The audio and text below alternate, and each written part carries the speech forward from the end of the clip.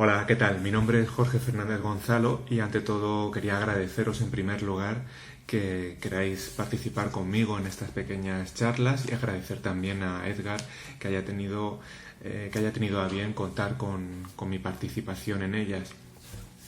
El título de mi ponencia es Pedagogía y creatividad hacia una pedagogía deleuziana y en ella voy a intentar trazar una cartografía en donde podamos unir diferentes conceptos, entre ellos el concepto de creatividad por un lado,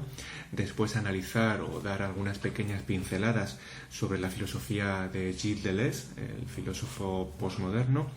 y finalmente englobar ambas cuestiones dentro del marco de los análisis pedagógicos para poder trazar una pedagogía deleuziana.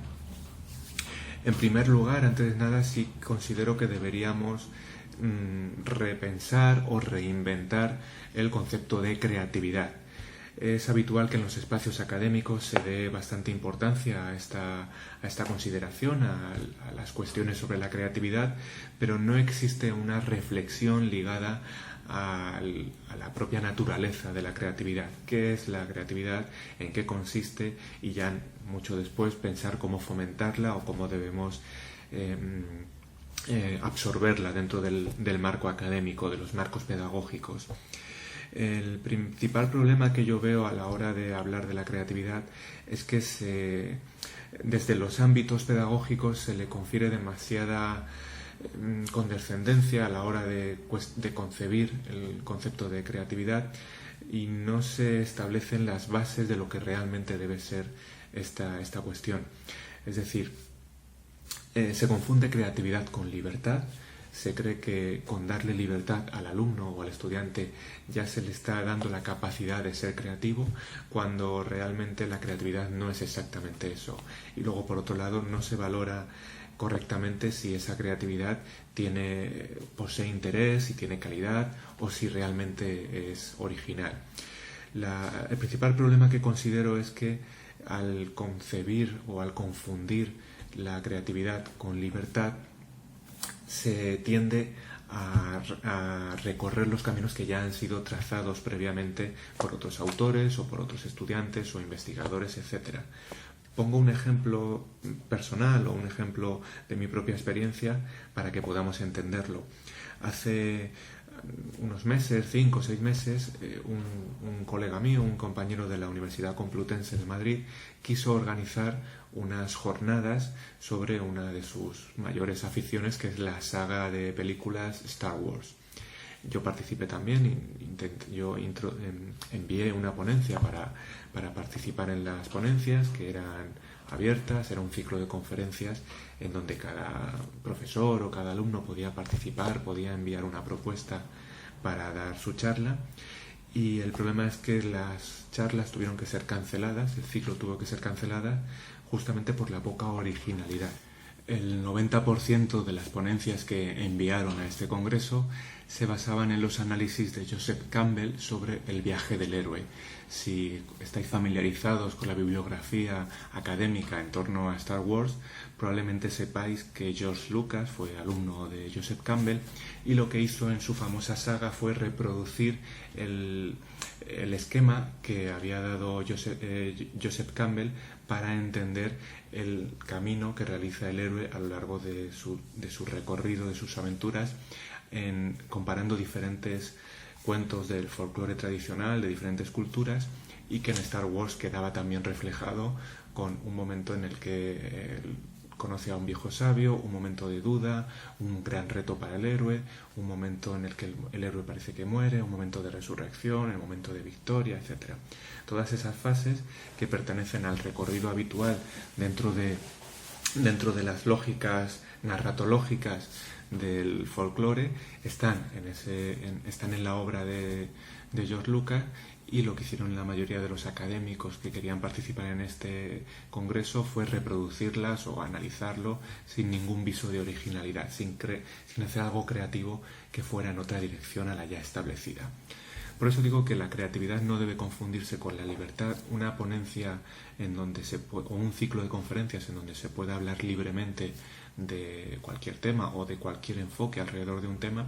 no siempre nos va a garantizar la creatividad, sino que muchas veces se van a recorrer inercias o se van a recorrer caminos ya transitados, porque muchas veces el marco de creación o el marco de pensamiento está fijado, y lo realmente creativo no es hacer algo dentro de ese marco, sino romper con las coordenadas de lo que ya se daba por habitual. Para entender el concepto de creatividad quería recoger dos ideas que aparecen en las obras de dos autores postmodernos. Una es el propio Deleuze y otra sería Michel Foucault, también postmoderno, amigo de Gilles Deleuze. Gilles Deleuze decía que la filosofía tiene como misión crear conceptos. Es decir, la filosofía no solo desentraña el mundo o no solo tiene que explicar las cosas, sino que tiene que crear conceptos que permitan entender el mundo que nos rodea. Eso se puede trasladar al ámbito pedagógico y al ámbito de la creatividad. La creatividad no solo consiste en hacer cosas libremente, sino que consiste en crear conceptos, en crear cosas, crear conceptos, prácticas, acciones, actividades, cosas que se salgan del marco de lo habitual y que permitan cierta autonomía de los sujetos que participan de ese proceso creativo. Por otro lado, hay una idea de Michel Foucault que también me interesa mucho. Su concepción de la filosofía, nos dice Michel Foucault, era la de una caja de herramientas. El filósofo, o por lo menos el filósofo postmoderno que él era, no tiene por qué crear un sistema de la nada, no tiene por qué pensar el mundo desde cero, sino que puede o debe usar el conjunto de conceptos que la tradición tiene a su disposición y emplearlos como si fuera una caja de herramientas. Todo el bagaje epistemológico, conceptual que arrastramos de nuestra tradición filosófica, al fin y al cabo son pequeñas piezas o pequeñas herramientas que nos permiten pensar el mundo presente. En definitiva, la creatividad, tal y como yo la concibo, no sería libertad de acción, sino que sería más bien la posibilidad de crear nuevos conceptos que rompan con el marco de saber establecido y además crear nuevos usos para conceptos que ya existían. Esto conecta con uno de mis principales intereses como investigador, que sería la cultura popular o los cultural studies, los estudios culturales, etc. Hay toda una serie de campos semánticos para referirse al estudio o al análisis de la cultura de masas, cultura popular, etc. Da un poco igual la nomenclatura que utilicemos, lo importante es el concepto que quiero transmitir, la idea de que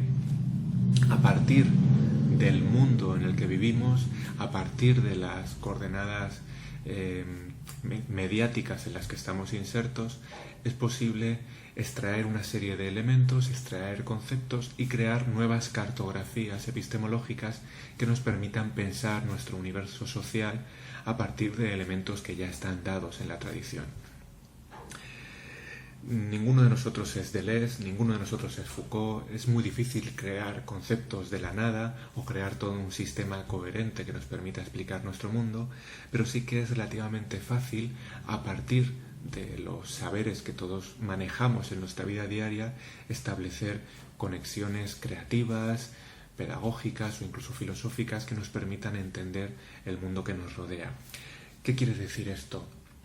Todos nosotros somos expertos en una serie en concreto, en una película que nos apasiona, en un videojuego en el que tenemos unas habilidades superiores a la de los demás,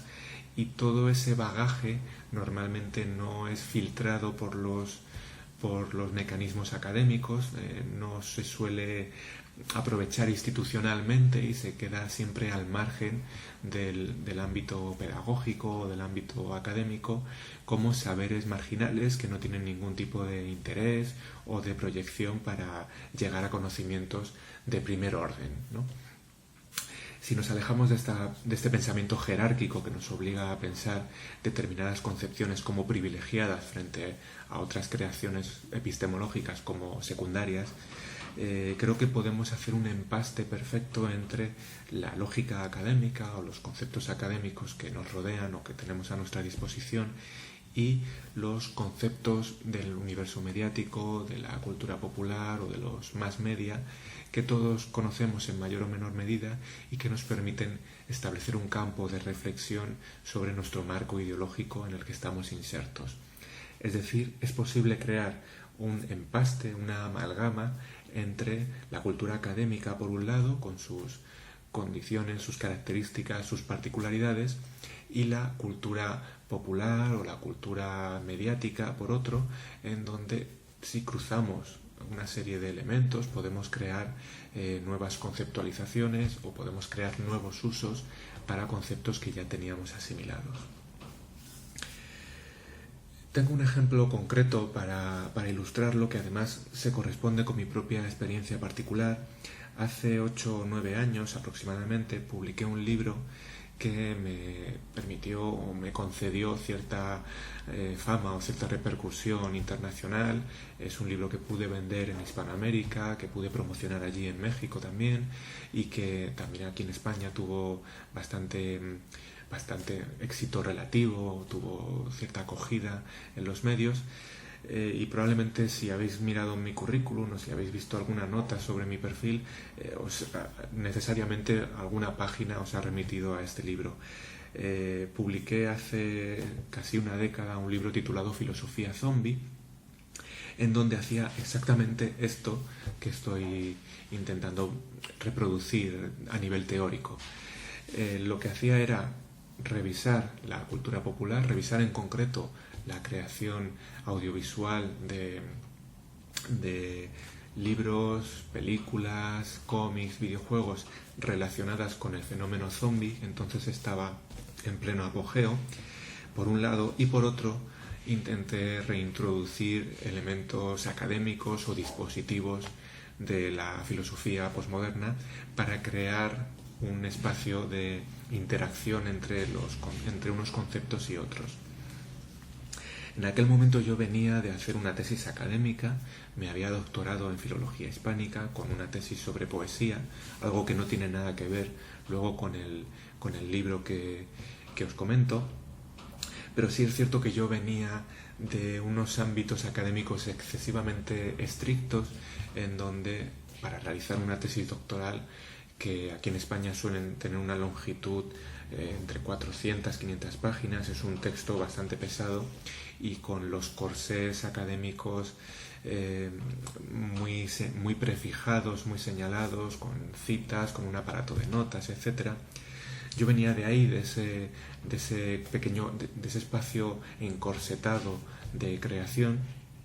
y cuando terminé mi tesis dije yo quiero hacer el libro que a mí me apetezca, y ese libro era un libro en donde recopilaba toda esa información, todos esos saberes que había acumulado en la fase de creación de mi tesis, y además lo podía relacionar con un hobby o una pasión que era la de disfrutar de cine y de videojuegos en donde aparecían los zombies. Al final mezclé todos estos elementos y llegué a la conclusión de que el propio zombie era de algún modo una figura que representaba perfectamente aquello que yo quería hacer.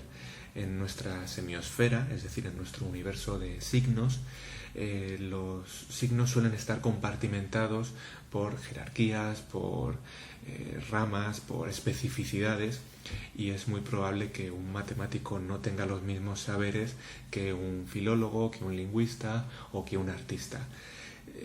Es decir, en este espacio disciplinar, en donde cada disciplina tiene una serie de conceptos específicos y unas herramientas para pensar el mundo a partir de esa perspectiva,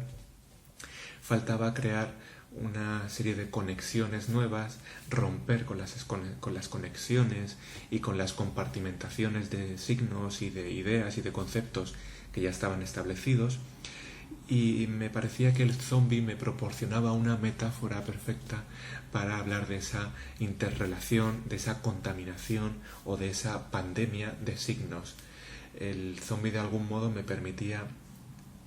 como metáfora, establecer una pandemia semiótica en donde un signo me permitiera conectar con otro y a partir de otro, de ahí llegar a otro, etc. Es decir, en lugar de pensar compartimentadamente la filosofía como esto, el arte como esto, la lingüística como esto, me permitía hacer un trasvase o un pequeño intercambio de signos para poder relacionar todo con todo y pensar de nuevo las relaciones, las coordenadas que se pueden establecer entre el mundo y la cultura popular sin necesidad de unas disciplinas cerradas que me obligan a pensar desde unos métodos prefijados. Así que este libro de algún modo ponía en práctica y de una manera natural, fluida, las tesis que yo ya estaba estableciendo de algún modo en mi propio marco de creación, en mi propio camino creativo.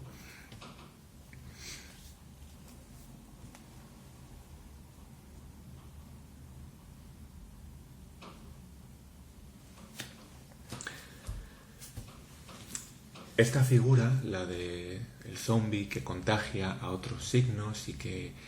permite conjugar una idea con otra a pesar de que no exista a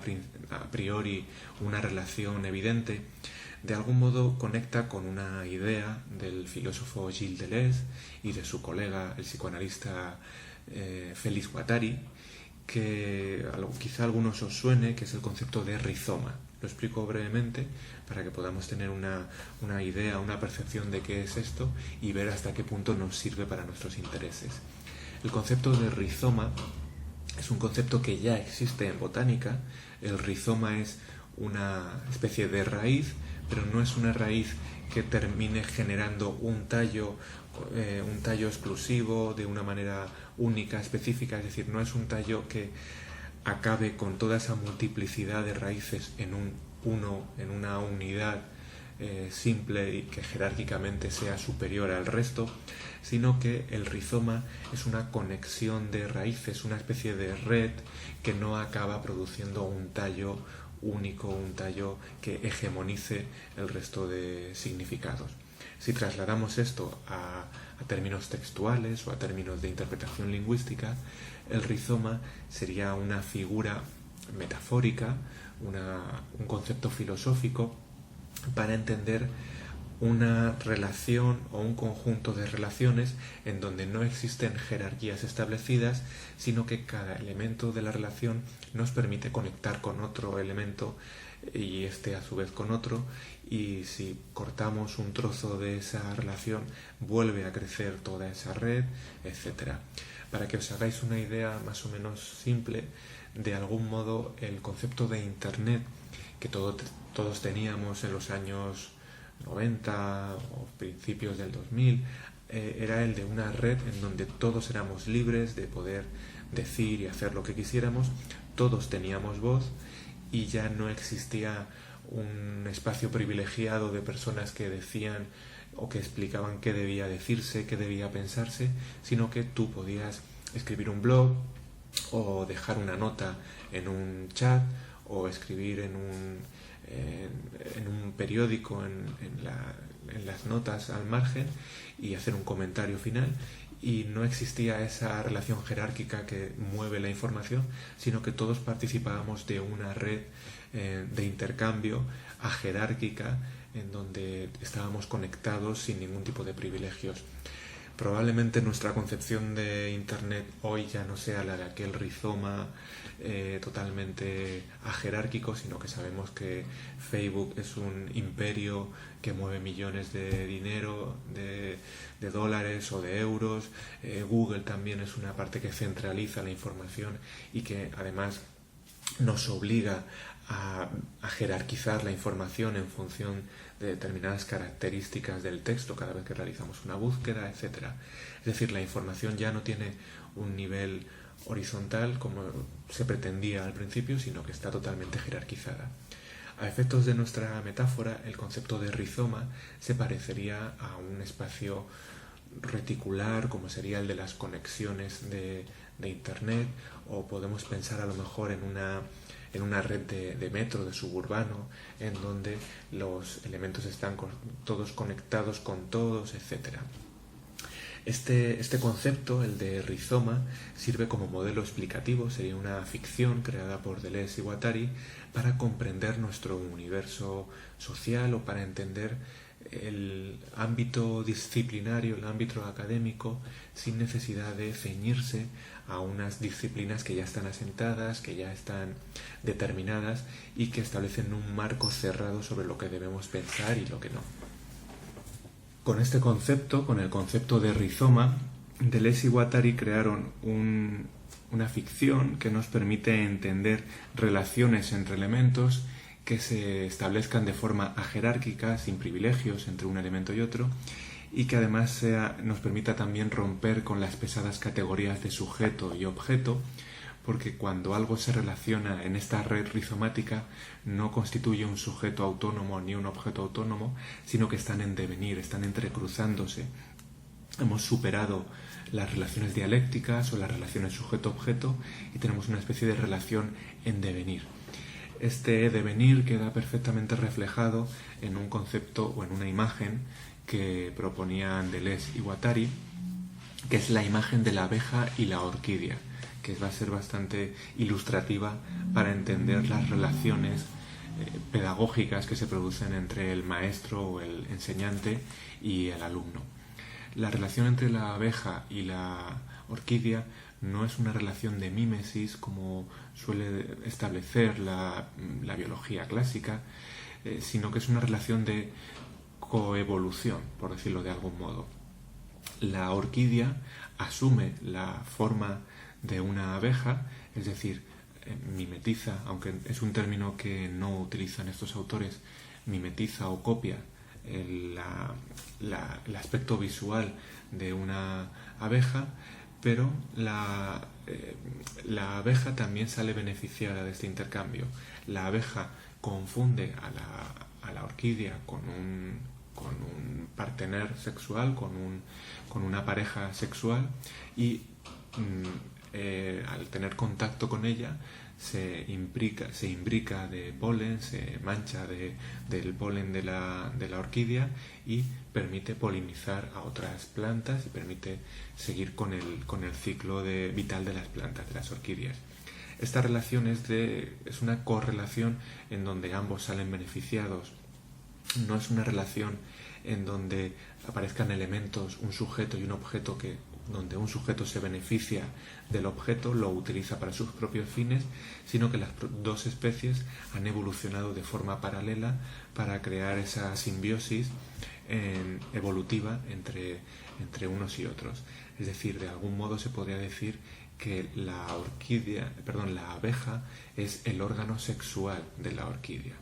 Esta es la metáfora o esta es la imagen que ofrecen estos autores para hablar del rizoma, para hablar de esas relaciones ajerárquicas en donde aparece una relación no basada en la dialéctica de sujeto y objeto. Y ahora sí considero que se podría establecer algún tipo de vínculo entre estos elementos que hemos situado con el marco pedagógico. La cuestión es, ¿y si pudiéramos unir las tesis deleuzianas sobre el rizoma, sobre la creatividad que permite establecer conceptos, que permite crear nuevos usos para los conceptos ya aprendidos, con las prácticas pedagógicas? Por un lado, considero que la noción clave que debemos entender a la hora de asimilar el pensamiento deleuziano con la pedagogía es que la propia relación entre el profesor y el alumno es una relación rizomática. Es decir, es una relación en donde no existe un espacio jerárquico, no existe una relación de dominación, un marco de dominación en donde el profesor asume un poder o unas cualidades o unas capacidades que el alumno no tiene, sino que debemos asumir la posibilidad de crear o de confeccionar conjuntamente un conocimiento a partir de unos saberes que ambos manejan de manera individual y que pueden unir o que pueden cohesionar para desarrollar un saber ulterior, un saber de mayor alcance. En mis prácticas académicas, por ejemplo, en mis prácticas pedagógicas como profesor, siempre hago el mismo ejercicio, el examen final, que suele ser el momento más temido para los alumnos, realmente mis clases no tienen ningún problema porque ellos eligen qué pregunta quieren hacerse en el examen. Es decir, les doy un folio en blanco, les explico durante todo el curso cuál va a ser la metodología del examen, y el día del examen les digo, bueno, como ya sabéis, tenéis que poner una pregunta de algún tema que hayamos visto en clase o de algún tema relacionado con la clase que vosotros hayáis estudiado, y vosotros mismos desarrollar la respuesta a ese problema o hacer el análisis de ese concepto o establecer ese marco de relación, etcétera. Normalmente, además, siempre les invito a que vayan a la cultura popular, a que vayan a la cultura de masas e intenten establecer un vínculo entre los saberes que estamos dando en clase, entre los conocimientos que van adquiriendo para su currículum personal y el propio currículum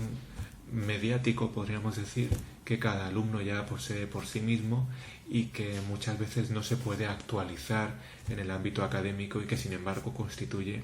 un saber con el que el alumno va a trabajar o va a poder trabajar durante su carrera académica.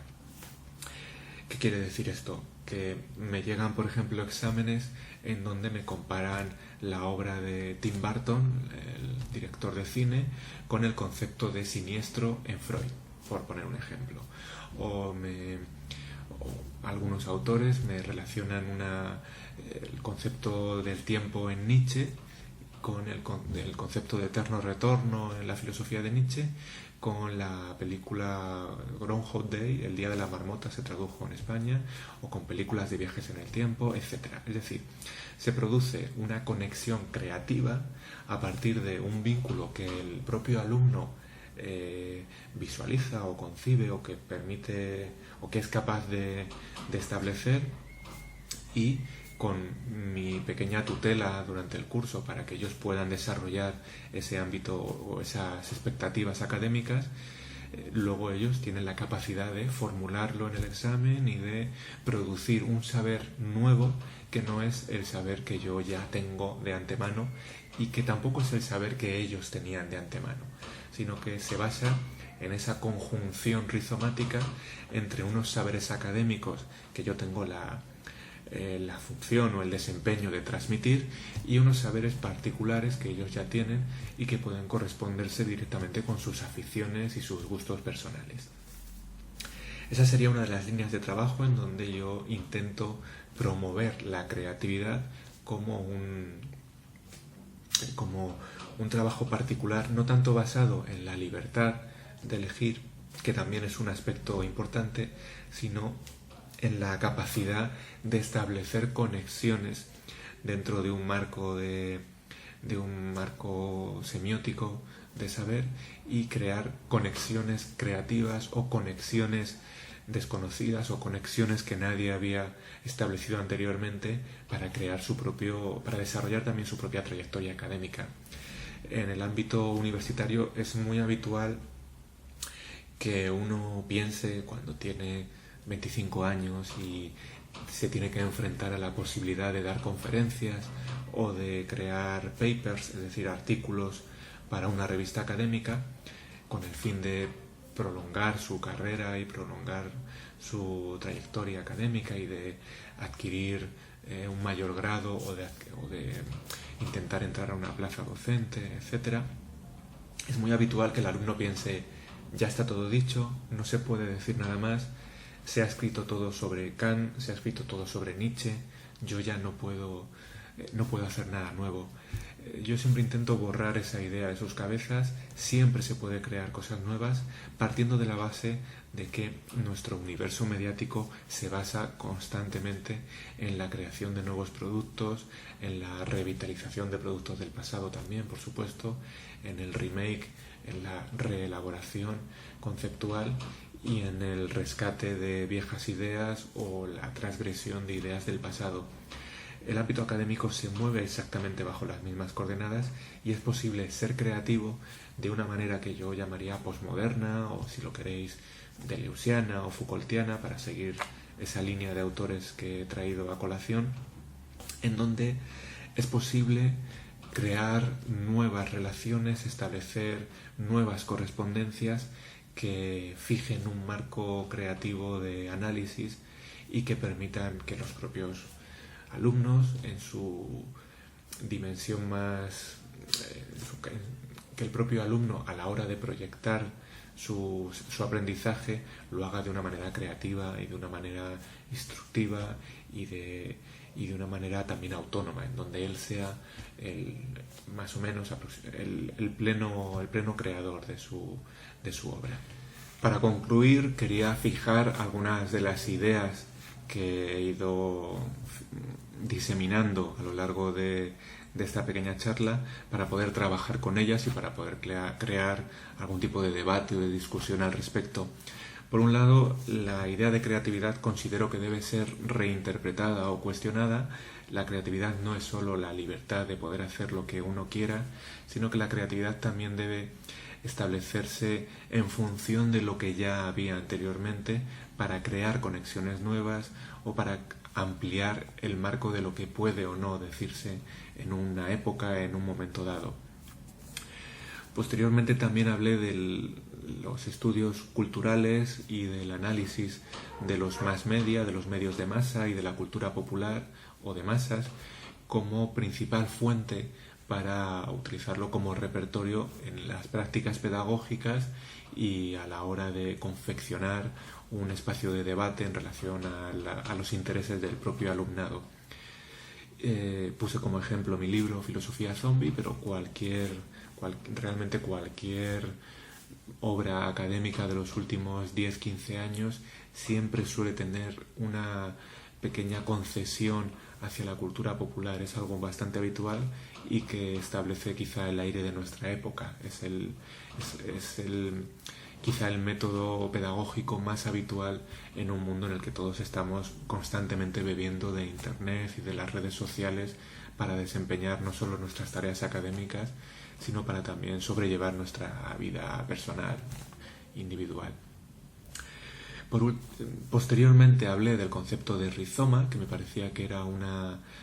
clave interpretativa idónea para entender esta posibilidad creativa de relaciones, de establecer nuevas conexiones, de vincular elementos entre sí y de abrirse un espacio dentro del horizonte académico a partir de elementos que el propio alumno conoce, el propio docente también conoce, pero que en conjunto permiten crear conceptos o dispositivos novedosos. Y finalmente intenté reunir todas estas piezas para confeccionar una reflexión sobre la práctica pedagógica basada en el rizoma, en el devenir, en la posibilidad de crear una conexión con el alumno que no sea jerárquica y que permita implementar los saberes específicos del alumno con los saberes personales del profesor en calidad de autoridad, entre comillas, o por su conexión, por su vinculación específica con la tradición académica y con los saberes académicos preestablecidos. Tanto los conocimientos particulares del alumno, que están probablemente más vinculados al presente, como los saberes específicos del profesor, que seguramente se vinculan más al pasado, a la tradición, a una trayectoria académica instituida, tanto unos como otros permiten en su reunión, en su conjugación, establecer un nuevo modelo, una nueva práctica, un nuevo dispositivo desde donde pensar nuestro mundo, nuestro horizonte social, echando mano de ambos recursos. Y finalmente la conclusión sería que es posible crear una práctica pedagógica que nos permita entender o apropiarnos incluso de la cultura popular y del universo mediático circundante,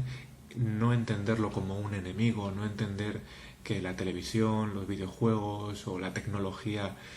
forman parte de aquello de lo que debemos huir o que debemos intentar sacar al alumno de la región inhóspita de lo tecnológico para llevarle a los libros y llevarle al ámbito la cultura academicista e institucional, sino que se pueden crear sinergias, se pueden crear conexiones entre ambas esferas para poder establecer un nuevo espacio de reflexión en donde dar rienda suelta a la creatividad del propio alumno. Nada más sería eso. Muchas gracias por vuestra atención. Gracias.